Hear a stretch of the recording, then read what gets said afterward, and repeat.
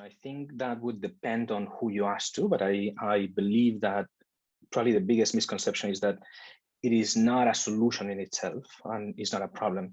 Some people say it's a toolbox, but I would say that at this point is more of a discipline, of a field. And that means that it's still developing. It needs very well-defined problems, and it needs environments that are capable of defining those problems and training those situations. So from a humanitarian development perspective, for example, the biggest misconception probably is that you can order AI, like you can take AI and apply it without actually changing the building blocks of an organization. Probably from an AI practitioner's point of view, it's the same type of misconception that I have a solution that I can apply it somewhere else without acknowledging that you need a system in place already that's able to accept and run that AI. So I would say that's probably the biggest misconception, that it can live on itself and is not such an evolving field that is still building up.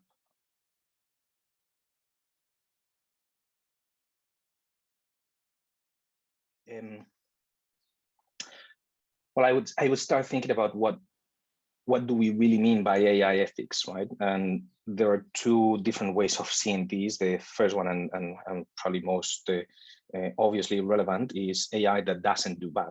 And that's, there is a lot of conversation going on in there, of course. But then there is the second component of AI that does a lot of good. And in that sense, I believe that probably for me, the most relevant, because it's not that overseen, is that second one, is that cost of opportunity, acknowledging that AI talent globally is scarce, and there is a lot of research and new developments going on. And there is a cost of opportunity in the sense of when we develop globally our brains and our talent into doing AI for certain things, we're not developing those for some others. And what's happening is that we're developing globally, we're seeing this two-speed world in terms of AI development. We're seeing a world in which new advancements and new opportunities are coming up each day, and we're seeing another one that is every day getting less in that regard. So I think we're quickly advancing towards ethical considerations of AI by action. So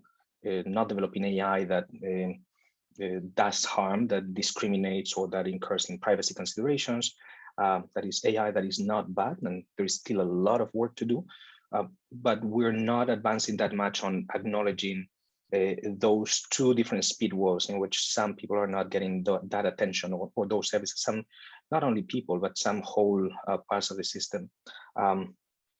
I believe in there, we're talking a lot about diversity and inclusion as a value for AI, and we are still slowly but increasingly thinking about that kind of individual diversity. But we're not still thinking about the systems diversity, like geographical diversity, like where besides private sector, besides certain countries, where is AI being developed, and that incurs in some of that maybe ethical issues by inaction, not developing AI for certain things when we overdevelop AI for certain others, right?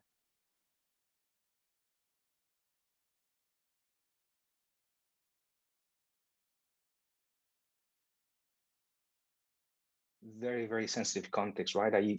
One important thing is that, in my opinion, AI for social good is a field as new for the AI community as it is for the social good community. And in humanitarian situations, this is especially visible in the sense that humanitarian situations present one of the most challenging settings possible, in which you have, I was talking before about issues by action and issues by inaction, and humanitarian settings are one of those in which you see both. The information normally is outdated, data is scarce, you need to act quickly. So not doing certain things can mean that you don't avoid harm, you don't save people's lives, or you don't things that are critically needed. At the same time is where vulnerabilities are exacerbated, and vulnerable communities, they become even more vulnerable, and therefore information can be misused if they are wrongly placed, those systems. And also a false sense of information might make the most vulnerable even more invisible. So I believe that humanitarian situations are one of those environments in which we face that super critical challenge of action versus inaction, and at the same time realize that the AI community is not used to working in humanitarian settings, and organizations that are used to working in humanitarian settings, they're not familiar with AI. So I believe the major ethical concerns are always putting people first. That's the first thing, but most of them comes from the lack of knowledge of both communities. So how new is this field of AI for humanitarian settings or AI for social good is in humanitarian work where it becomes more clear.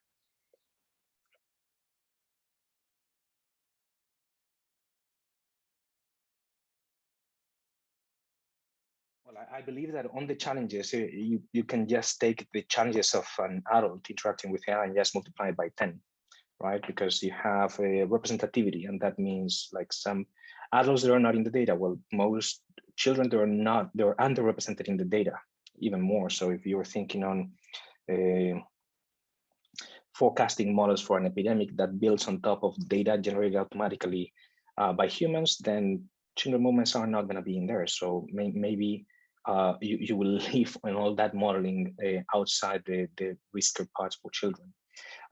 Children do not have a voice. They're not active members of AI building in general. So that's another extra challenge.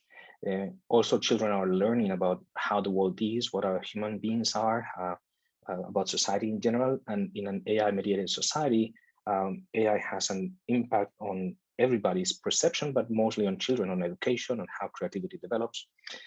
Now, the thing is, on the opportunity side, any one of these issues is also an opportunity. So AI becomes an opportunity for empowering children's voice, so that you can enrich what children say with context and make it make it a global voice rather than an individual voice. You can increase data by generating artificial data that is more likely to resemble what young people do, or so that algorithms and models, they incorporate more of what young people need.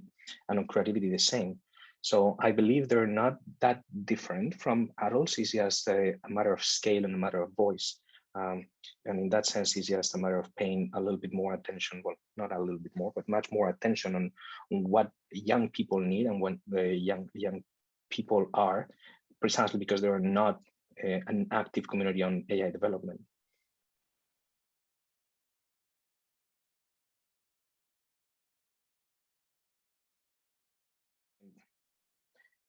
It goes back, as I was saying, to that capacity gap, to the fact that most of AI talent is clustered in a bunch of countries and in a bunch of business models. And that is what makes it so difficult to even understand why these technologies might not work in certain situations. So the first thing I would say is on bridging the capacity gap. We need to be able to build more AI teams, if you will, in ministries of health, in humanitarian development organizations, to empower startups that are in developing countries and in low income economies. Because if we don't have that ground, it is almost impossible for any of the solutions, first, to take root on those systems, and second, for any of those solutions to actually work in those systems. So collaboration and capacity building is one. Second, that I believe is very important, is to focus on quantifying inequalities. We're seeing that more. We're still seeing that with a very high-income country lens on what do we mean by diversity, what do we mean by discrimination. But is the right avenue to develop more research into what are the inequalities and how do we quantify that. Just to put an example, reporting accuracy of an algorithm as one number is something that is hiding a lot of inequalities in there. Being able to understand the existing state of the algorithms, how unequal accuracy results give, is one initial step into closing that gap. So I would say, first, quantify AI inequalities and develop more scientific work to understanding where they are and how big they are already. And second, on bridging that capacity gap. So thinking less on problem owners and solution developers, and begin thinking more on what joint ecosystems we can create within those problem owners, so that they become a little bit more of the solution developers too.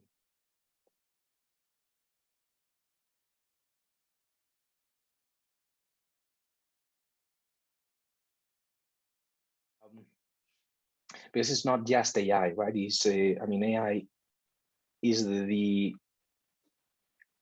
last evolution of that algorithmic driven society, which we have already been for a while. So we know that probably AI is just what makes that one at scale, and second, a little bit less transparent. So I would say there are two things in two different aspects in there. One is a algorithmic mediated society in which we are interacting more with each other through platforms that are governed by algorithms, and that is affecting in many ways the way we understand truth, the way we develop our creativity, the way we value others' opinions. We've seen polarization in general is one effect, one potential effect that we're seeing of this algorithmic mediated society. And then you have algorithmic driven society, which probably is not yet, but more and more what AI can bring, and that will affect on the way decisions are made. Yes, not by an individual, but by a society in general. And that means where people will go for complaining and understanding what this social economic ecosystem looks like, where the power balances lie, and what we value as a society. On the individual level, I think it is more clear already in the sense of, as I was saying before, how do we understand truth, or how do we develop our own creativity? That it's very clear how AI can have a positive or a negative impact already.